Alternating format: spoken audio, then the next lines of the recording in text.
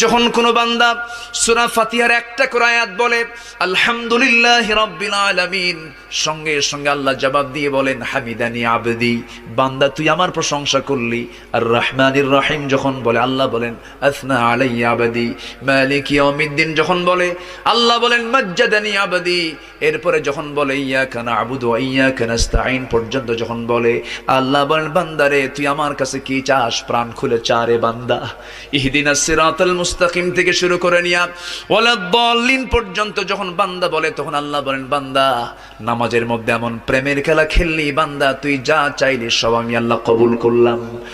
ওই বান্দা যখন রুকুতে যায় আল্লাহ তখন অস্থির হন।